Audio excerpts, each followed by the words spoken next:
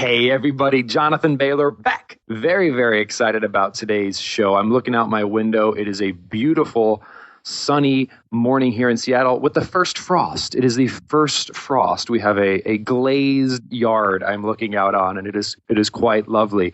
But what is even more lovely than that is today's guest, who I just recently met. I think it was about a month ago, and I'm shocked that we had not met before because his work is spot on. His attitude is lovely. His personality and mission are just gem-like. I mean, I cannot wait to meet today's guest in person, give him a big high five and potentially even a hug if he is willing, because he just is a great guy. He's been doing work all around the world for many, many years. And his message is one that I think will resonate with a lot of you and help you to live radically better. He is a board-certified practicing internist and a New York Times best-selling author twice. He's been on PBS. He's been on the Dr. Oz show. He's worked with Dr. Mike Roizen. He's just doing all kinds of fun stuff, and he combines cooking, nutrition, and he's got a really interesting message. He tries to break down barriers for some guys, because, sometimes us guys are like, I don't need to go see the doctor. I don't need to worry about my health. Give me another beer. So he tries to help fix that problem. And I am just so delighted to welcome him to the show and to introduce him to you. Dr. John Lapuma, welcome to the show, brother. Thank you, Jonathan. Pleasure to be with you. Well, Dr. Lapuma, before we dig into your new book, which is really exciting because it comes out the exact same day my new book, The Calorie Myth, comes out. Your book is called Refuel and is just a wonderful compliment. So I would encourage everybody, when you go to Amazon, to pick up a copy of The Calorie Myth, or Barnes & Noble, grab a copy of Refuel as well. The more, the merrier. There's certainly no shortage of bad information in there, so let's crowd it out with good information. But John, before we dig into that, your story is just fascinating. Can you tell us a little bit of how you went from Little John to Dr. Lapuma? My mom could do that best.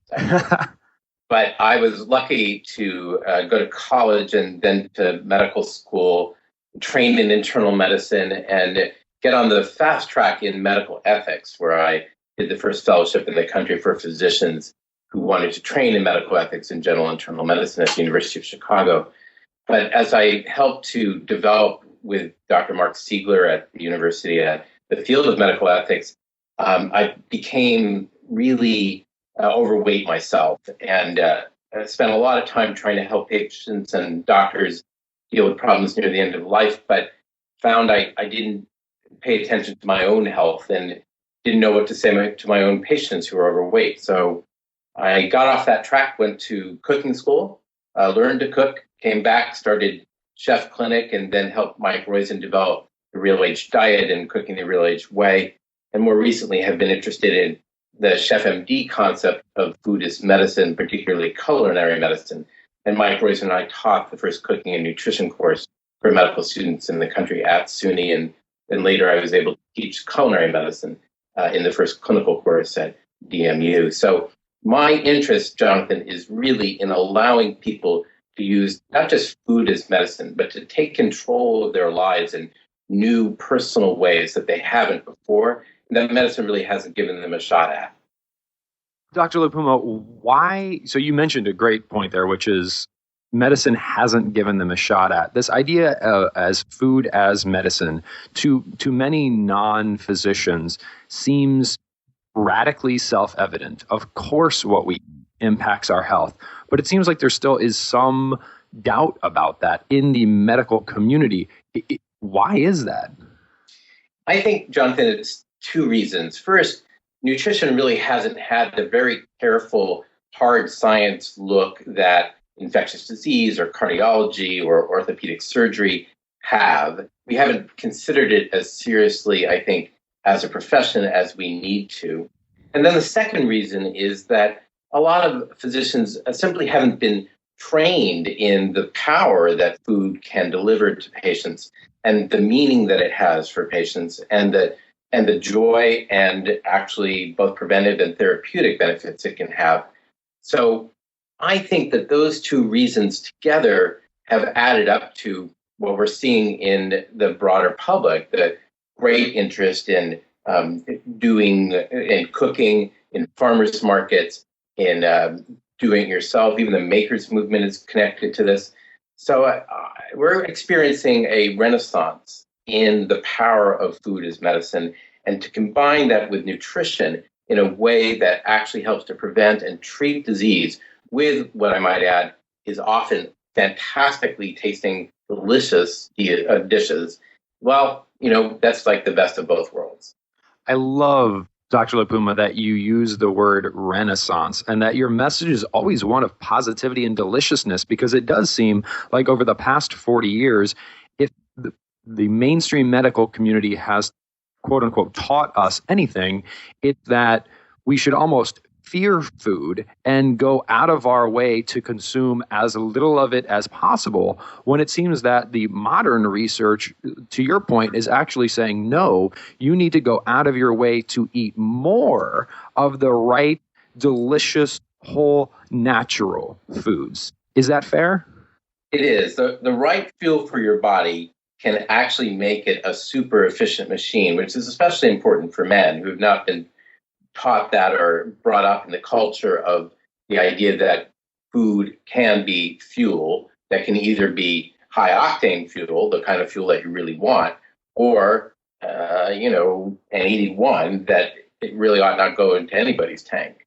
So I think that the medical literature has often been filled with analogies to food that identify it as etiologic, that is, causing disease. And medicine has been focused on that. But there are increasingly powerful new research studies, not just in the medical literature, but also in the culinary literature, in the agricultural literature, and actually in the biotech literature, that point to the power that food can have for common conditions. 70% of heart disease is preventable with environmental modification, including that of dietary intake.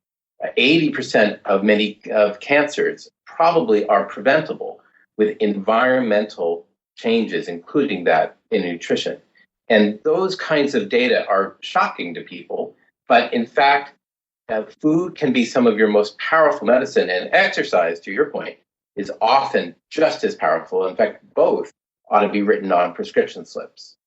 I love that. And I love, Dr. Lapuma, that you brought up these other areas of interest, because that's one of the things that has personally shocked me in my own research journey. And that is field, for example, you mentioned agriculture and culinary art, but things like neurobiology and the cutting edge research around gut bacteria and just gastroenterology in general, where there's nutrition somewhat taught as a vertical, and then neurobiology. And often neurobiologists don't talk to nutritionists, but if you look at the neurobiology research and you look at how edible things affect neurobiology in a way that affects appetite regulation and hormone stimulation, you start to see that nutrition and food, oh my gosh, it is way bigger than what we may have initially thought.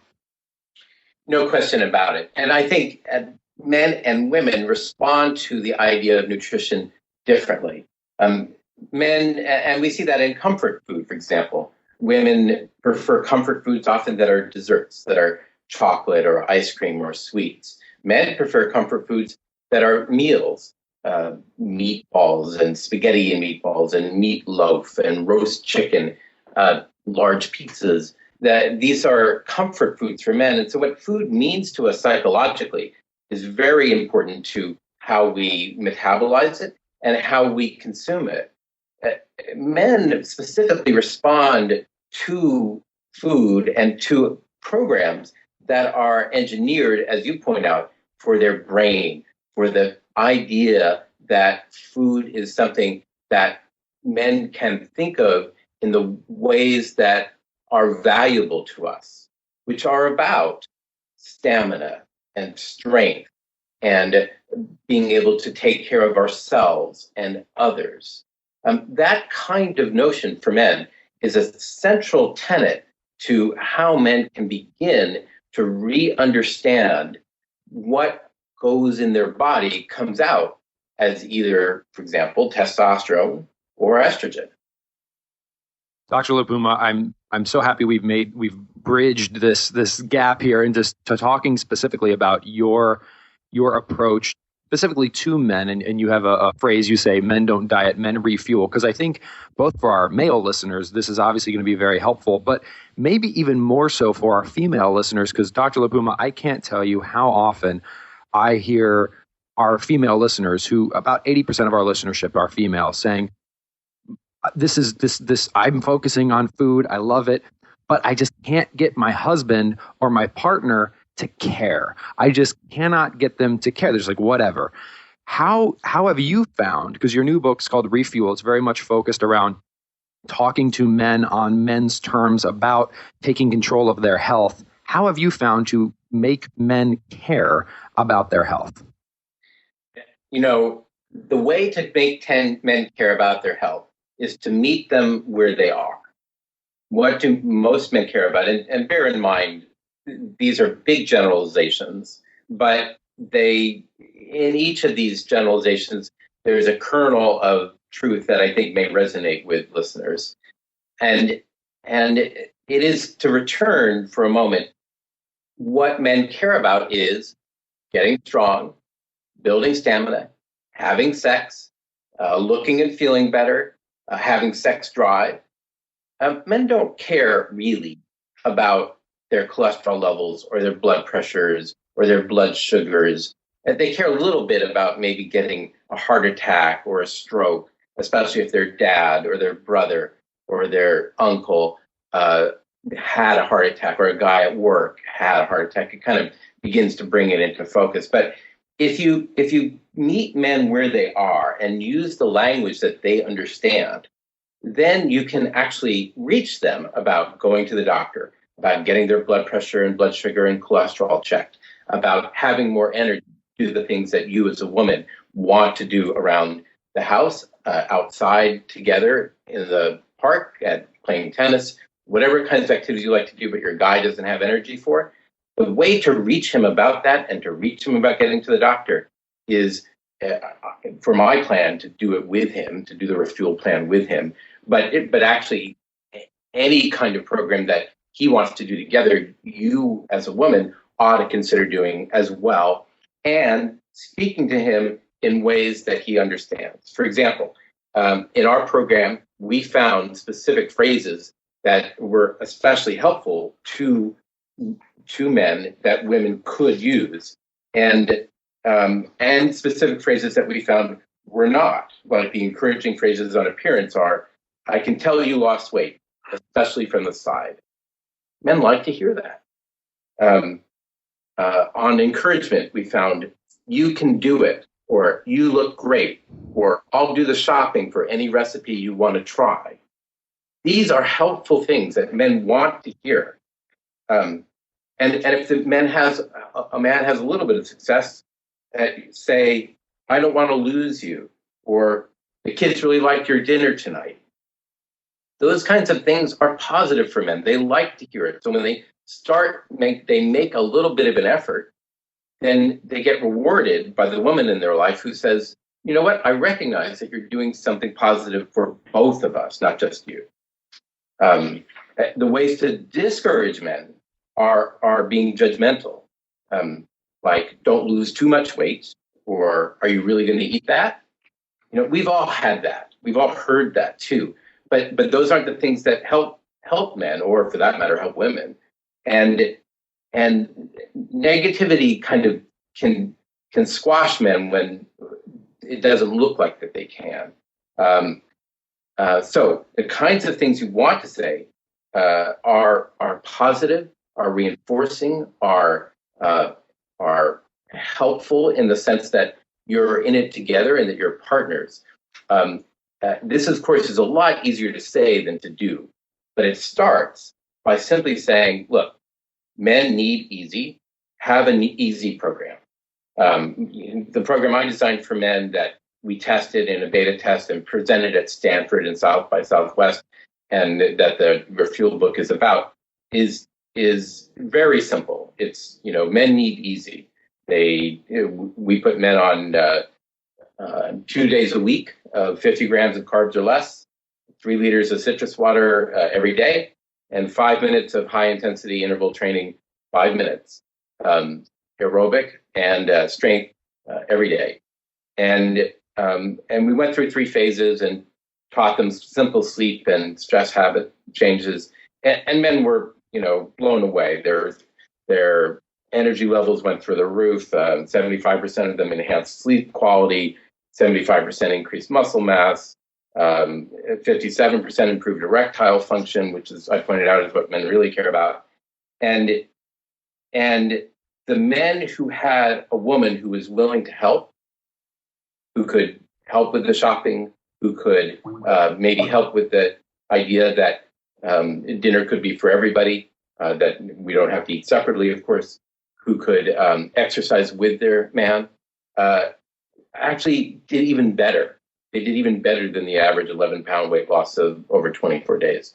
And it was because women were partners. And I think that, Jonathan, is what men are looking for. If they have a simple, easy plan and they have a woman to help them, they do even better. Dr. Lapuma, those tips are extremely helpful and those results are astounding. Before we close, I want to get a little bit more metaphysical and get your opinion on something, because this has been my personal experience. And that's what you just described is obviously true in the sense that men want to be winners, right? Like there's this innate, that's what kind of testosterone does, right? Like the more testosterone you have, in a sense, these are all gross generalizations, right? But there's a kernel of truth, as you said, makes you want to win. It's kind of a competitive hormone. And so often I recall a specific story where I was with a group of friends, and this was a different time in my life. So I was eating slightly differently, but in this specific context, we were all eating, and I asked to make I was like, oh, I want this other thing, which is healthier. And the other men were like, hey, be a man. What are you doing? And there's almost this stigma where if you take care of your health, which is really what enables you to be the best man, and of course the best woman as well, but the best man you can be, men make you feel like you're being less of a man. What's the deal with that? There can be that problem, Jonathan, and I think it's because men don't like the idea of getting smaller. The whole idea of the language of dieting is about eat less and exercise more. And that kind of, if you're choosing a salad and everybody else is having the prime rib, that feeds into the, eat less, exercise more. But as you know, eat less, exercise more doesn't work. Men respond to very gender-specific behavioral strategies, and they don't know, for the most part, that the fat packed inside their bellies is converting the testosterone their testes make into estrogen. And when they learn that and learn a little more about how their bodies work and how they can build muscle and hold on to that testosterone, then they become a little more interested in protein in the center of the plate, in healthier fat, in more green vegetables, in protein and vegetables at every meal, in trying the 3 liters of citrus water a day, in using a 6-inch plate at home because it looks full. They become more interested. If we just teach them a little bit about how their bodies work, it's amazing how men respond. And then what they become competitive about is like, who can eat the slowest? No, I love that. I absolutely love that. Well, Dr. Lapuma, it's very easy to tell that there is a wealth of very, very great clinical evidence-based work here, and also some really practical and helpful, immediately useful tips in the upcoming book, which is coming out New Year's Eve, correct? That's right. Together, we're going to hit the New York Times list together, Jonathan. I love it. Well, and the book is called Refuel, correct? You bet. And we're going to be helping men all year long. I just cannot wait to help men get on the right track and help women get on the right track with them, because men and women who do this together, a woman who's willing to help her man get fit, boy, that's a winning combination. Well, and Dr. Lapuma, I want to highlight something, and that's, I bet our female listeners would also be well served to read this book, because if nothing else, it's a bit like men are from Mars, women are from Venus. If you can understand how your man is thinking, you could probably help him and then help the whole family as a result even more effectively. Absolutely. And I know that we both know Christiane Northrup. Dr. Northrup is an OBGYN in Maine, and she said it was the one book that women should give to men in the new year. And apparently Dr. Oz has said the same thing. We'll see. But I'm so grateful for their support. And I do think that women will learn a lot if they read this book and nudge men in a way that men actually want to be nudged. I love it. I love it. And where can we learn more about the book, potentially pre-order it, all that fun stuff? Oh, please come to my website, which is drjohnlapuma.com or refuelmen.com. And of course, the book is going to be everywhere: Amazon, Barnes & Noble, IndieBound. We'd love to have you on our team and help make this something that is a movement that helps men get healthy, for men and for women together. I love it. Well, Dr. Lapuma, thank you so much for this message of simplicity, of science, of positivity, and of helping people where they're at, which is great. It's not a bunch of shoulds and you should do this. It's much more sensitive and then therefore much more effective. So thank you for all the work you do to help so many live so much better, Dr. Lapuma. It's much appreciated. Jonathan, what a pleasure to speak with you.